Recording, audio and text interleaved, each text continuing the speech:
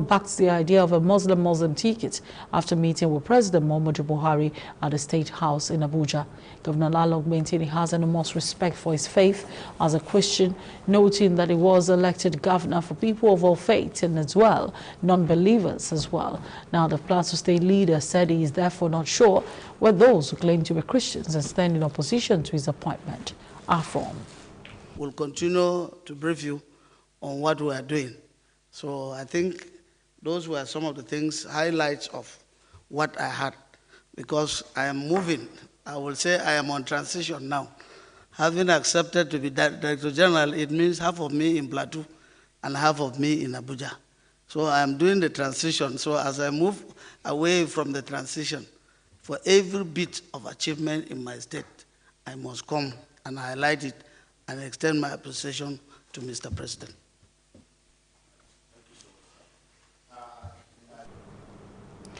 The Lagos State government says it will continue to work closely with the United States government to deepen a mutually beneficial relationship on security, business, entertainment, among others, to better the lives of its citizens.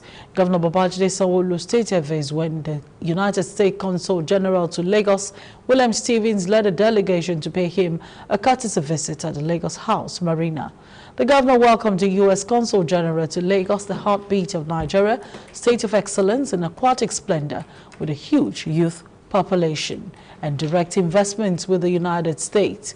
In his remarks, the U.S. Consul General said his country was poised to improve economic relationship, bilateral trade, and work together to combat crime, while partnering to prioritize education, cultural engagement, entertainment among initiatives that would lead to investments in Lagos State.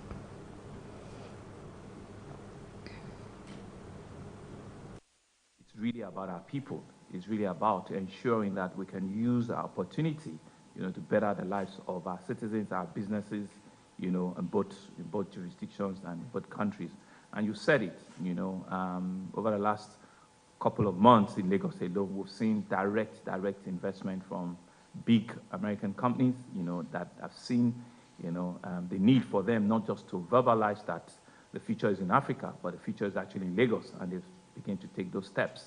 Lagos State, as the Consul General, trade and investment, promoting bilateral trade and investment, helping Nigerian companies export to the U.S., U.S. companies export here, U.S. companies invest here, and Nigerian companies investing in the U.S. We're focused on security, as the governor mentioned. We're focused on ensuring that we're working together with Nigerian organizations and law enforcement to combat transnational crime and help make the people here safer and more secure, which actually is directly connected to trade and investment. We're focused on the human concept of a relationship, health, partnerships in democracy and governance, preparations for the upcoming elections, everything we can do to ensure that the people here in Lagos State and throughout Nigeria have an opportunity to live healthy and safe lives. Lagos State Governor Babajide Sanwo-Olu has on Wednesday again said with the ongoing construction of drainages at the Ilubiri area of the state, the issue of flooding at the Lagos Island end would end permanently. Sanwo-Olu made the disclosure during an inspection tour of some projects on the island, which include Kappa, Bokbo, Adnija Delay Road construction, the new Masin Children's Hospital, the renovation of General Hospital Odo, and laying of 3 high-capacity pumps at Ilubiri drainage site. Sanwo-Olu, in company of his ESCO members, toured the facilities at the General Hospital Odon, which is the oldest in the state. The governor said the renovations were being done in phases, added that when completed, the hospital would allow for more patients. The governor also explained that other general hospitals in the state would henceforth be infused with doctors' quarters as one available at General Hospital Odon. This retention wall is to prevent the backflow of water from the Lagos Lagoon flowing back into the Lagos Island. That's why you saw those pumping stations there. So if they don't do that barricade at high tide, water will just naturally be flowing back from the lagoon. Observation today is that we're constructing a new 1 kilometer or 1.2 kilometer diversion from in front of the Ilubiri housing estate that will take, a bigger body of water onto the Lagos Lagoon. And that one we're expecting 3 high capacity pumps that I'm told will be arriving next month. So the bed for the drainage is what we saw, and the construction is ongoing to be able to receive, you know, the main pumps when they do arrive. The Joint Admission and Matriculation Board (JAM) has released the results of the recently conducted mop-up examination for 2022 Unified Tertiary Matriculation Examinations (UTME). JAM released the results in a statement by the board's head of public affairs and protocol, Dr. Fabian Benjamin, in Abuja on Wednesday.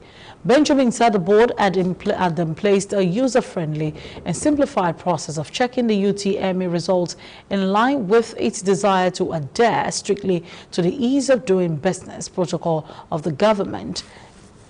To check the results of the Unified Tertiary Matriculation Examination for 2022 mop-up examination result conducted on the 6th of August, all a candidate needs to do is simply send result to 55019.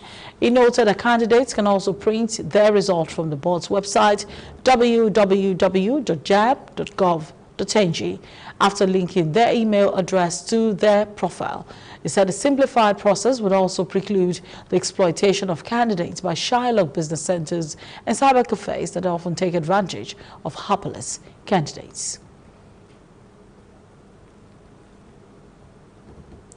The concerned affiliates of the Trade Union Congress of Nigeria, TUC, have called on the employers of labor in Nigeria, the federal and state government, not to recognize or have anything to do with the claimed leadership of the TUC Congress of Nigeria pending the determination of the substantive issues in court.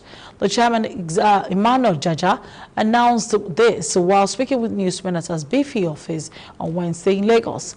Recall that the election that produced Osifo, the current president of the Petroleum and Natural Gas Senior Staff Association of Nigeria, Pegasin, as NUC president, was held on Tuesday, July 19th at the International Conference Center, Abuja, during the 12th Triennial National Delegates Conference of TUC. Jaja stated that the above-mentioned group of affiliates of TUC have considered it necessary to draw the attention of the public, especially the federal and the state government and all the employers of labor in Nigeria, that the purported National Delegate Conference TUC in Abuja was a nullity, and therefore the products of the conference should not by any means be recognized as the leadership of the TUC, as the so-called Delegates Conference contradicted all forms, rules and laws guiding the Congress delegates conferences.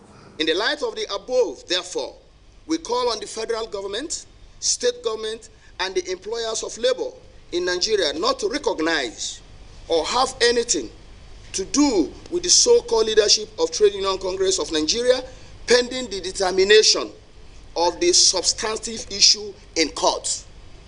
Meanwhile, we have directed our lawyers to ensure that they do the needful as regard the violation of the court's orders to serve as a deterrent to others who may want to defile court orders in future. We were in court so that there will not be fracas, there will not be serious misgiving that the issue will not be able to handle. But while in court, trying to seek an intervention of a third party, they went ahead to do what we are even complaining of. So, sir, we will not have gone to court, as he said, if they had done the needful by inviting us to discuss the issues we raised with them ab initio. Decision we took, whether it is right or wrong, it is left for the court to decide on that. We are not here to talk about what court has to do. That's the responsibility of the court. I'm not here for us. The failure of residents of Lagos State to have waste bins at their homes may soon attract a punishable offense, as the state government is planning to go tough on violators for not having waste bags at their residences. The managing director of the State Waste Management Authority, Loma, Ibrahim Ojubuni, dropped this hint on Wednesday during a media parley. Ojubuni pointed out that a warning notice will be issued to all residences without the waste bin, and by January 1st, 2023, the law will take its course on any resident without the bin. It said this was part of efforts geared towards achieving a more cleaner environment with residencies in focus. Otubuni also sounded a note of warning to residents migrating and dumping waste indiscriminately on their way from their residence to their places of work. Notice under enforcement that some tenements are actually actively migrating waste. Say, for example, you are living in Alimosho and you work in VI, and when you are coming to work, you bring your waste with you. I want to assure you that Loma is now working with LASMA, Neighborhood Watch, and also with our enforcement team and Kai. If you are caught on our timestamp camera doing that, you will face. About the activities of the PSP operators in the state is that the activities of the operators is closely related with the situation of the environment in the state. What am I saying? What I'm saying is that each time that the operator is doing well, evidently the environment also will be cleaner. But once the operator is not doing well, it impacts negatively on the environment.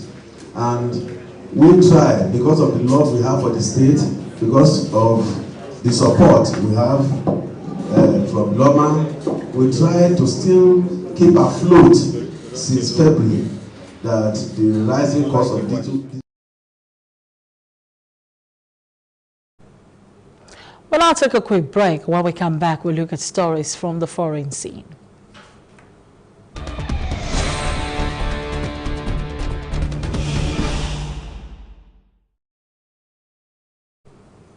Welcome back. The Philippines has scrapped an order for 16 Russian military helicopters. An official confirmed Wednesday following reports former President Rodrigo Duterte decided to cancel it due to U.S. sanctions on Moscow. Manila, a long-time Washington ally, agreed in November to pay 12.7 billion pesos, about $228 million for the Mi-17 helicopters, as it seeks to modernize its military hardware. The United States and its allies imposed wide-ranging sanctions on Moscow in the wake of its assault on Ukraine in February. They're aimed at cutting off Russia from the global financial system and shutting off funds available to Moscow to finance the war. The Philippine Defense Department was formalizing the determination of the contract, spokesman Aseno Andalong said on Wednesday. Without mentioning U.S. sanctions on Moscow, they said changes in priorities necessitated by global political developments resulted in a cancellation of the project by the previous administration.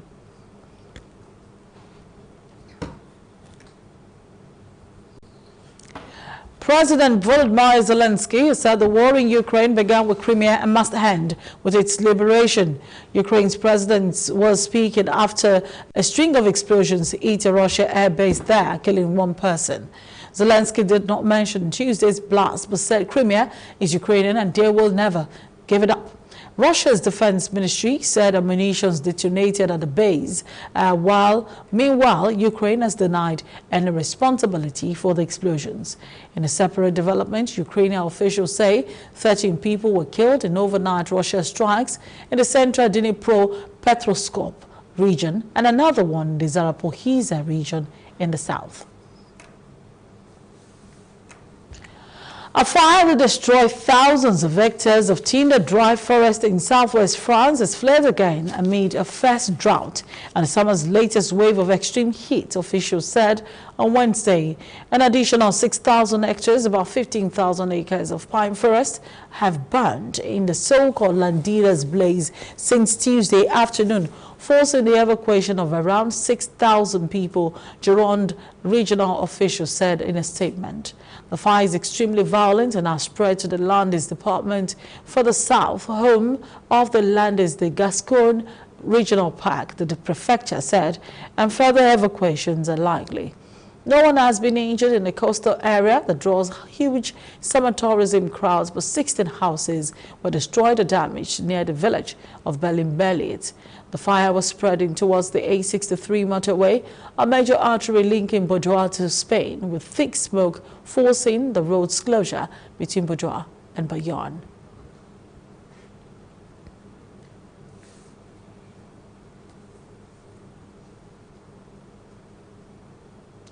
And that's it on the foreign stories for today. We'll take sports next after this break. A world of free entertainment awaits you. Anywhere, anytime, at the click of a button. A world where everyone is included. A world without subscriptions. A world where entertainment lives in your pocket, on your couch, and even in multiple places at once.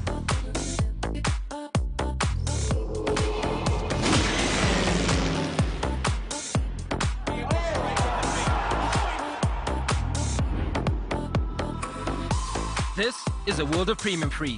Why pay? Just watch.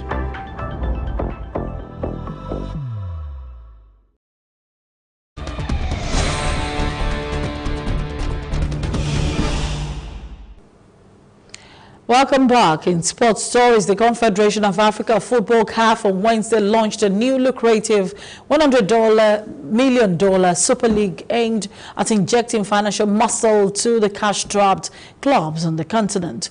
24 clubs yet to be decided will take part in the first edition, which has the backing of the world governing body FIFA and will be played between August 2023 and May 2024. CAF President Patrice Motsepe, who announced the new competition, did not say if it would replace CAF's existing Champions League and the second-tier Confederation Cup.